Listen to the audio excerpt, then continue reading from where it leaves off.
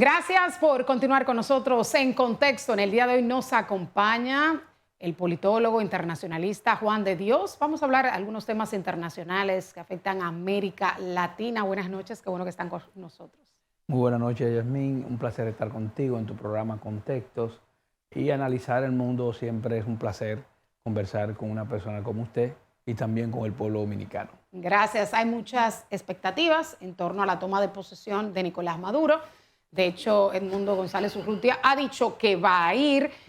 ¿Cómo ves este día histórico para Venezuela? ¿Qué podría pasar y qué tan realista es el anuncio de Edmundo González Urrutia de que va a asumir el poder el próximo viernes? Bueno, entrando en contexto de esa crisis política que históricamente, a partir del 2014 que ha empezado en Venezuela, obviamente ha afectado a 8 millones de venezolanos, pero a partir del 10 de enero habrá un gobierno en Venezuela. Ahora, lo que se espera en Venezuela es un momento convulso, un momento incierto.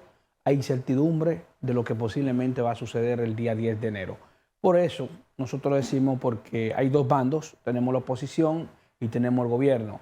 En ese contexto nosotros entendemos que el gobierno tiene el dominio del monopolio de la violencia, es decir, las Fuerzas Armadas. En cualquier país donde las Fuerzas Armadas están con un gobierno, siempre es difícil derrocar o despedir este gobierno. Pero en ese sentido hay un pueblo también que entiende que este gobierno tiene que irse. Es decir, el día 28 de julio del 2024 votaron más de 7 millones por Edmundo González Urrutia. Es decir, esos 7 millones que están en Venezuela, que entendieron que ganó la oposición y no el régimen, posiblemente se van a tirar a la calle ese día. Entonces, Venezuela puede abrirse un escenario incierto, un escenario donde la violencia podía cautivar ese 10 de enero. En ese sentido, nosotros entendemos que la visita o el periplo que está haciendo Edmundo González Urrutia en toda América Latina, primera visita a Argentina, se reúne con el presidente Milei, luego se va a Uruguay, se reúne con el presidente Lacalle Pou, después una llamada, un videollamada a través con el presidente de Paraguay, Santiago Peña, y luego se va a Estados Unidos. Pero ¿cuál ha sido la reunión más importante? Bueno, la reunión con Estados Unidos, con el presidente Joe Biden, mostrándole el apoyo a Edmundo González para el día 10 de enero. En ese sentido, nosotros hemos visto que la propia oposición ha dicho que el mismo gobierno está aplicando la represión del poder político. Es decir, yerno de Edmundo González preso, en la casa de la madre de María Corina Machado está cercada. Cuando vemos que el propio María Corina Machado dice que el día 10 de enero ellos estarán en la calle y se va a juramentar un nuevo gobierno. Edmundo González ha dicho que va a ir para Venezuela. Ahora, hay una noticia importante que ha salido en estos días, que es la noticia del Grupo de Ideas, que abarca varios expresidentes de América Latina y del mundo, donde el expresidente Hipólito Mejía es parte de ese Grupo de Ideas, que encabeza el expresidente Andrés Pastrana de Colombia. Han dicho que ellos van a acompañar a Edmundo González hacia Venezuela. ¿Por qué decimos esto? Bueno, porque había una orden de arresto de $100,000 de aquellos que podían dar el paradero de Edmundo González. En ese sentido, nosotros entendemos que en esa entrada de Edmundo González hacia Venezuela no se sabe lo que va a pasar. ¿Crees tú que hay un elemento sorpresa, que hay algo que no sepamos? Porque él se nota muy seguro en su aseveración de que ese día entrará allí, a pesar de la orden de arresto que hay en su contra y a pesar de la gran represión que hay. Muchos piensan que quizás hay un quiebre en las Fuerzas Armadas, pero ya el ministro de Defensa ha dicho que no, y en rueda de prensa en Televisión Nacional ha dicho que apoya al presidente Nicolás Maduro. Él dio un comunicado como haciéndole un guiño a las Fuerzas Armadas para que lo apoyen. ¿Crees que hay un elemento sorpresa que desconocemos o realmente Edmundo está creando expectativa que él se va a arriesgar a llegar a Venezuela? Si lo acompañan los expresidentes, sí.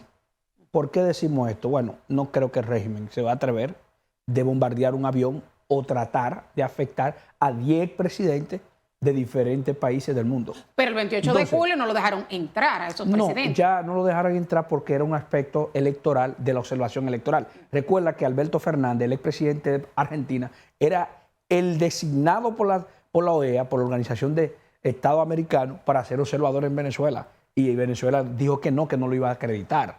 Pero el mismo centro cártel, después del proceso electoral, dijo que el proceso electoral no se puede considerar transparente ni Pero tampoco justo. Entonces, en ese sentido, nosotros entendemos que el Mundo González podría entrar si es cierto que el expresidente lo va a llevar. Ahora, independientemente de que él entre o no, el 10 de enero es incierto al día de hoy. Ahora bien, hablando de las Fuerzas Armadas y las Fuerzas de Apoyo Especiales, que el AES, también las fuerzas del SEBIN, que son grupos de fuerzas militares y especie de brazos de inteligencia del gobierno de Venezuela, en este momento ellos están al tanto de todo lo que está sucediendo en Venezuela, pero a tal punto están desarmando hasta militares que entienden que están ambivalentes frente a ese escenario político histórico de Venezuela. ¿Por qué decimos esto? Bueno, porque el jefe de la Fuerza Armada, Padrino, entiende que hay militares que no están de todo con el régimen. Entonces, ellos están tratando de mantener todo el mundo que está con el régimen bajo la confianza del régimen. En ese sentido, hemos visto que el propio Diosdado Cabello ha ido desarmando militares. Es decir, ¿por qué? Por el ambiente tenso que se encuentra en Venezuela. Pero a diferencia del gobierno de Hugo Chávez, se ha visto una transición con Nicolás Maduro, un asunto hasta práctico, de un mayor acercamiento a los empresarios. Y hemos visto como algunas empresas están floreciendo, hay un grupo de empresarios que se están enriqueciendo con el régimen de Nicolás Maduro y un cambio de un sistema comunista, un sistema hacia el socialismo, como lo denominaba Hugo Chávez, a un capitalismo, yo diría, autoritario, estilo Rusia. Y bueno, Nicolás Maduro habla de China. ¿Crees tú que el hecho de que el empresariado, de gran parte del empresariado, esté apoyando a Nicolás Maduro, debilita a la oposición? ¿Qué factor pudiera jugar el empresariado que en años anteriores se manifestaba, que era el enemigo número uno del régimen cuando inició este cambio en Venezuela? Sí. Como tú bien dices, el socialismo del siglo XXI, que dio sus inicios en los inicios del gobierno de Chávez, lo que se planteó fue estatizar las empresas de Venezuela. Es decir, las fábricas, los hoteles, los bancos fueron estatizados, es decir, fueron parte del Estado. Entonces, Maduro ha dejado esa práctica porque entiende que el intercambio comercial es fundamental a través del libre mercado. El libre mercado es permitir que las empresas entren e invierten y generen empleo. Entonces yo pienso que esto es fundamental. Ahora bien, Venezuela ha perdido su capacidad productiva. Al día de hoy, lo que tú tenías en Venezuela hace 10 años no es lo que tú tienes. Venezuela ha perdido el 75% de su economía en 10 años. Pero Venezuela en 1975 era el país con el mayor PIB per cápita de América Latina. Pero al día de hoy solamente tiene el 25%, comparado con países pobres como Nicaragua, Haití, Guatemala, que están por debajo del nivel de desarrollo económico de América Latina. Entonces, cuando tú ves eso, es porque hay una crisis profunda en Venezuela. Pero no solamente eso, Venezuela ha perdido en 10 años el 25% de su población. El tercer país con el mayor éxodo del mundo lo tiene Venezuela, después de Sudán y de Siria, y también lo que está pasando en Gaza. ¿Qué nosotros entendemos? Es que esos venezolanos que están fuera de Venezuela, más el apoyo que tiene el régimen, la oposición, podría generar un ambiente de revuelta, de levantamiento, de insurrección, de manifestaciones y protestas que podría desencadenar en un baño de sangre. ¿Cómo podría ser una transición en Venezuela? Hemos visto casos de gobiernos de América Latina que pasan de esa transición autoritaria a gobiernos democráticos de una forma que inclusive en el caso, por ejemplo, de Colombia se aplicó la justicia transicional, negociación, se manda al presidente a un asilo. O sea, ¿cuál crees tú que sería la vía idónea para finalizar con el gobierno de Nicolás Maduro, fuera de lo que sería una cruenta guerra civil? ¿O cuáles alternativas tú ves que pudieran suceder? Bueno, cuando se iniciaron las negociaciones, se pensó que después del proceso electoral podía haber una negociación, es decir, una salida pactada de Nicolás Maduro. Pero no fue así. Parece ser que Maduro no es solamente el que controla el país, sino hay varios jefes. Es decir, tenemos a Diosdado Cabello, a Padrino tenemos al hermano de Delcy Rodríguez, señor Rodríguez, pero además, para entender este contexto de la crisis venezolana, también tenemos que entrar de que una negociación para la salida de Maduro se iniciaron a partir del 2017 aquí en República Dominicana, aquí en la Cancillería. Esas negociaciones entre la oposición, el diálogo entre la oposición y el gobierno, no dio fruto, sino que un año después el gobierno convocó un proceso electoral de manera unilateral, sin acordar los puntos. Pero después fueron para México a negociar y finalmente terminaron en Noruega. Entonces, ¿qué pasó? Convocaron elecciones entre República Dominicana, ¿qué hizo? Retiró sus embajadores de Venezuela. República Dominicana fue de los primeros países que retiró su embajador de Venezuela. Y desde el 2018 no tenemos embajadores en Venezuela. Lo que eso no ha dicho a nosotros que ha bajado de categoría diplomática, sino que pasó a un encargado de negocio. Pero, ¿qué pasó ahora después del proceso electoral? República Dominicana es de los 5 países de América Latina que reaccionó frente al fraude colosal que se cometió en Venezuela, junto a Argentina, Paraguay, Uruguay y Panamá. ¿Qué sucede con esto? Cuando el gobierno de Venezuela vio eso, rompió relaciones diplomáticas con República Dominicana. Es decir, no hay relaciones diplomáticas entre República Dominicana y Venezuela. Una relación histórica que se ha mantenido entre ambos países, porque en 1873 murió el patricio Juan Pablo Duarte en Venezuela, pero hubo presidentes de Venezuela que vivieron aquí, Carlos Andrés Pérez, Rómulo Betancourt. Es decir, las relaciones que tuvimos con Venezuela, Marcos Pérez Jiménez. Con el retorno de la democracia, República Dominicana jugó un rol importante para la democracia venezolana, pero también Venezuela jugó un rol importante después de la dictadura de Trujillo. Debemos recordar que en 1960 hubo un atentado contra Rómulo Betancourt y eso reaccionó Venezuela dentro de las Naciones Unidas, dentro de la OEA, y la OEA condenó ese hecho. ¿Y qué sucede?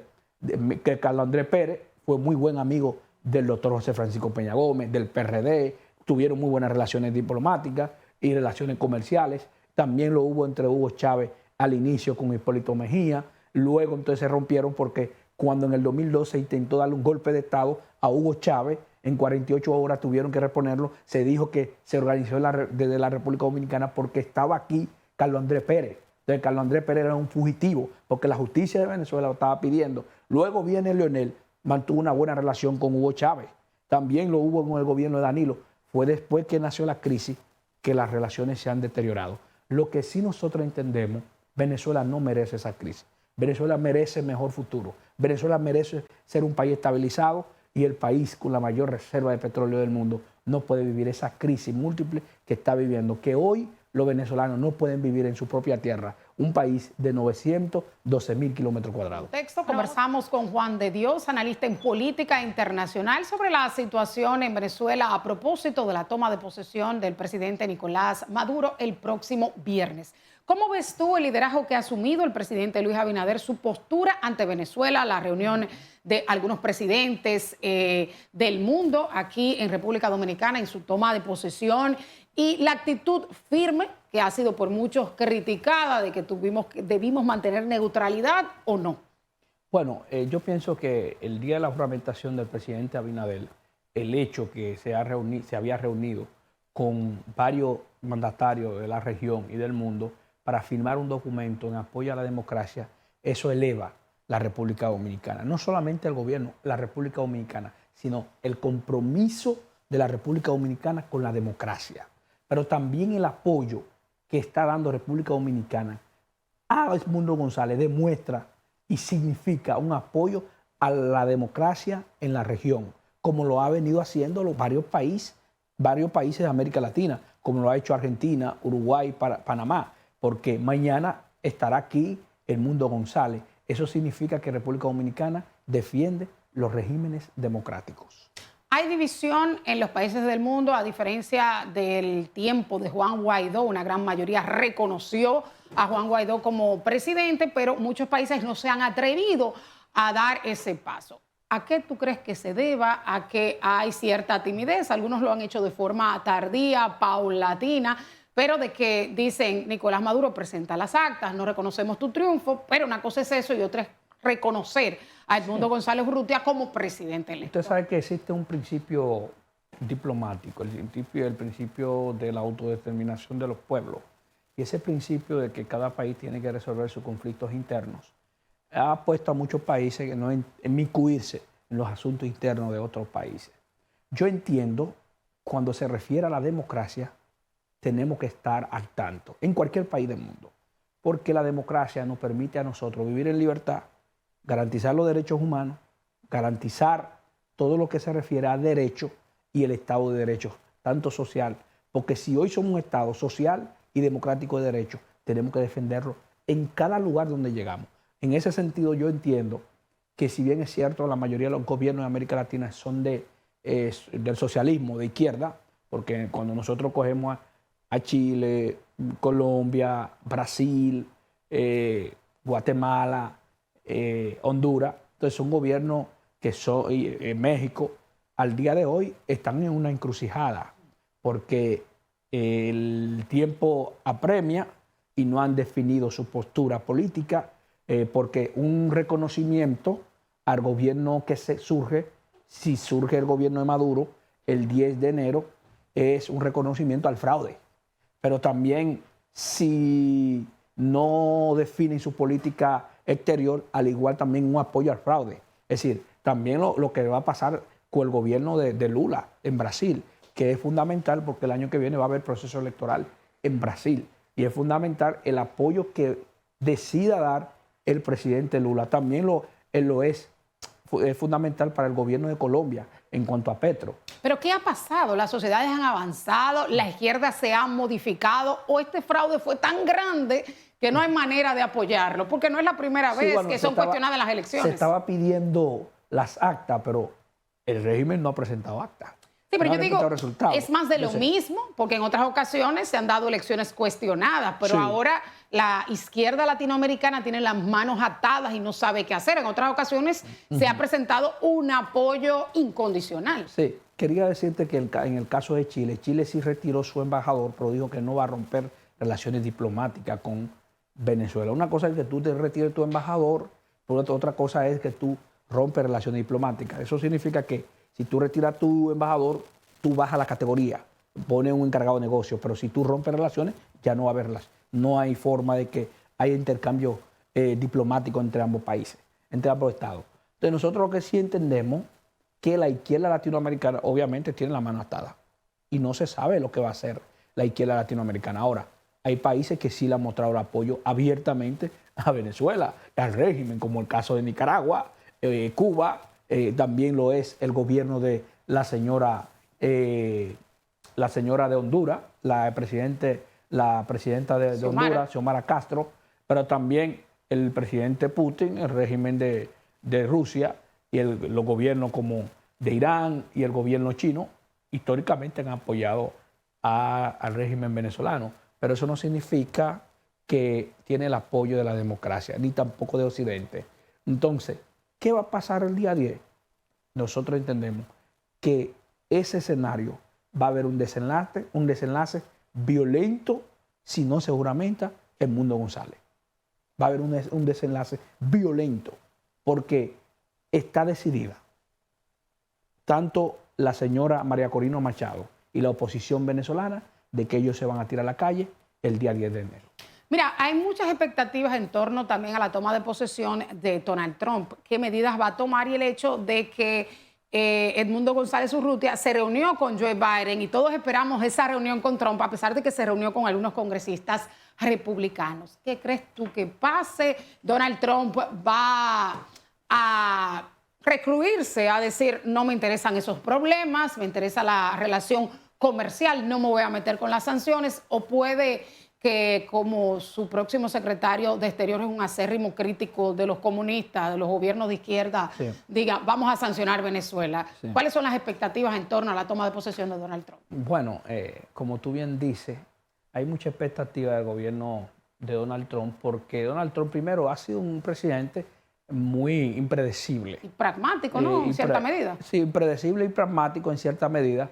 Y como bien ha dicho, en el caso del Marco Rubio, que era actual senador, que renuncia para ocupar la Secretaría de Estado de Estados Unidos, que es un acérrimo enemigo del régimen cubano, porque es de origen cubano, y también del régimen de Venezuela. Ha dicho que estará fijando posición frente a este gobierno de Venezuela.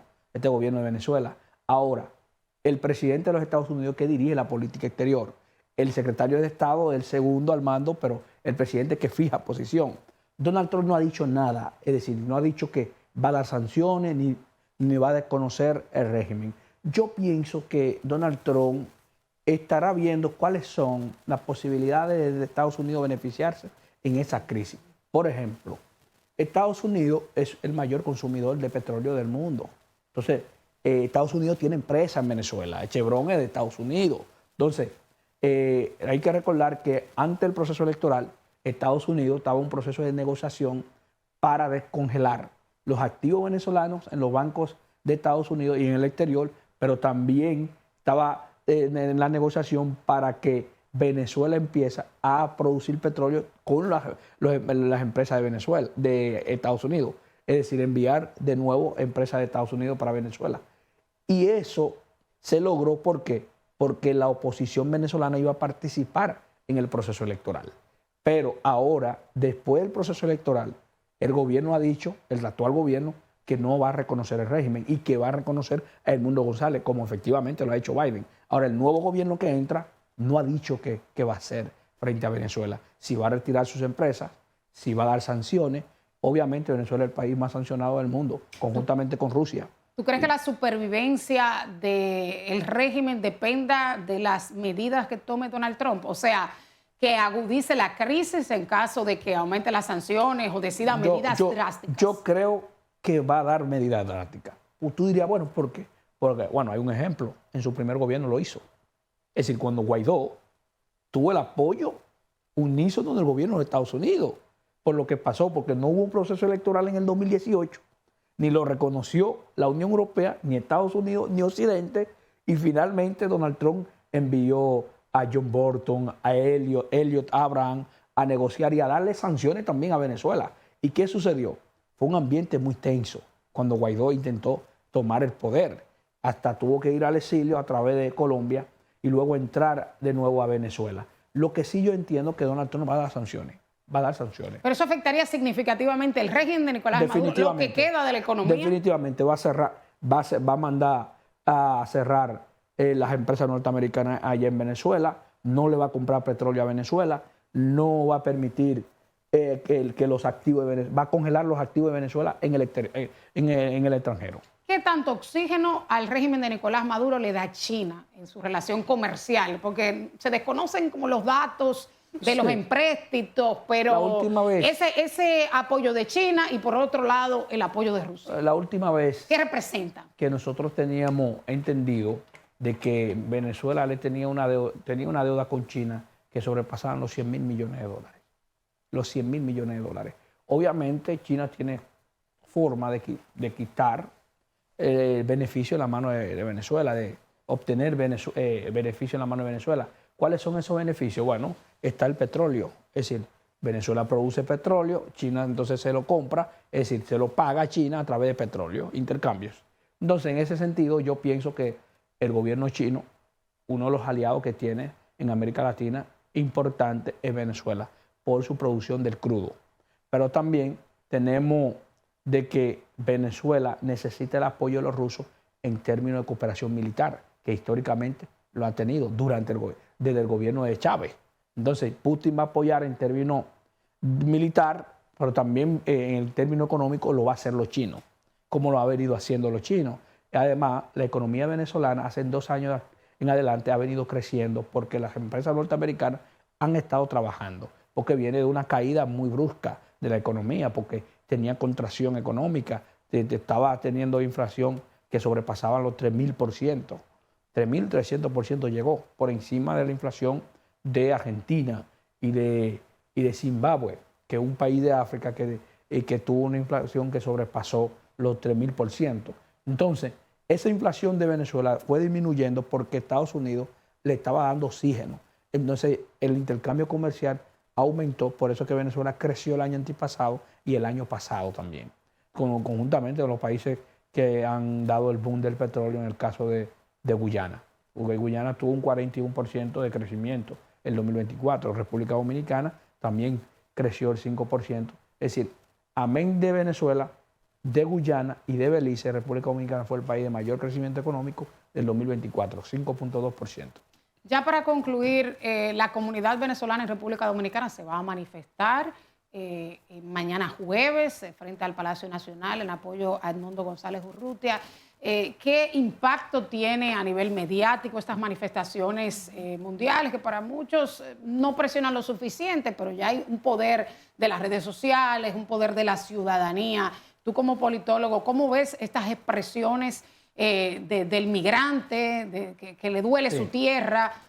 Del 25% de la población venezolana que se encontraba en el exterior, República Dominicana llegó a tener aproximadamente de ese 25%, 8 millones, República Dominicana llegó a tener 300.000 venezolanos viviendo aquí.